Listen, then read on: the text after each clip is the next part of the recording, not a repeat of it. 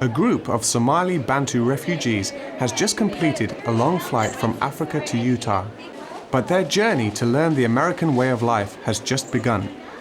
They are among those chosen as part of the United States government resettlement program.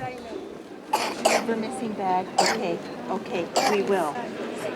So they had food or?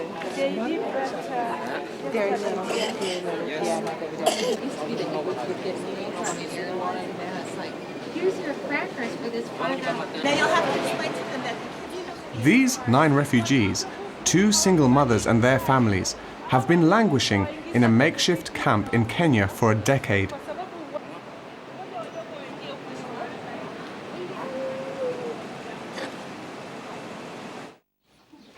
The Bantus are descendants of slaves from Mozambique and other parts of southern Africa. This black minority has long been oppressed by Somalia's majority tribes, and the country's 1991 to 1992 civil war only added to their predicament.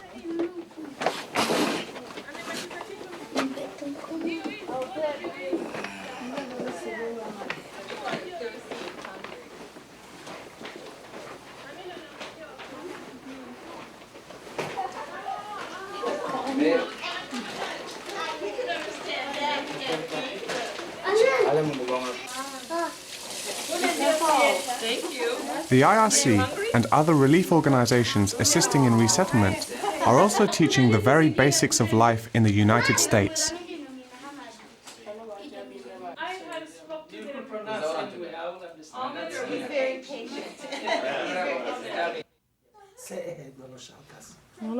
It was a very bad life. That life wasn't safe and comfortable for us. Also our children.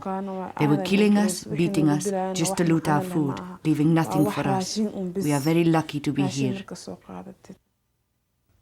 Up to 13,000 Somali Bantus could eventually be resettled in the United States after they complete security and medical checks. Well, our hope is successful resettlement, of course, and they've gone through horrendous experiences, and that's the wonderful thing about refugee resettlement is that we do help them rebuild their lives and have hopes for a better future. The US originally considered this resettlement in 2000, but the September the 11th terrorist attacks prompted tight new controls on immigration from the Middle East and East Africa. The Somali Bantus who come to the United States are being resettled across the country by relief organizations. The International Rescue Committee, IRC, will oversee these 9 refugees' transition to life in Salt Lake City, Utah. The IRC provides housing, food, assistance in filing immigration and social security forms, as well as English classes and job training once the refugees are established in their new homes. The refugees are given a stipend with which they must buy their food.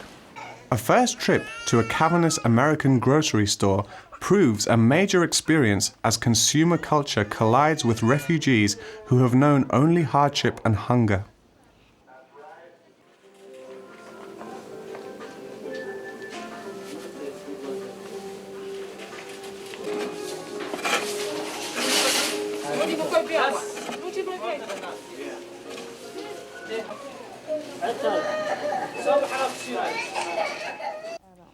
It was very interesting for me to have this typical grocery store in the United States. I haven't seen this kind of grocery store. I was very happy when I went in that grocery store and saw how American life is, and I'm very lucky to have come to this country for my children and for me. And the last name is? Moya. Oh, the last name is Moya. That's the middle name.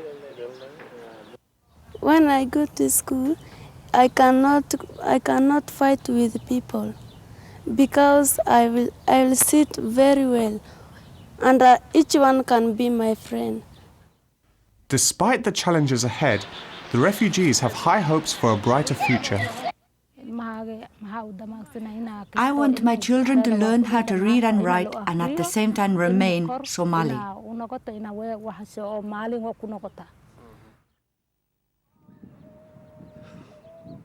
Dominated by Mormon religion and culture, Salt Lake City is nestled among snow-capped mountains. The city played host to the 2002 Winter Olympics and prides itself on family values.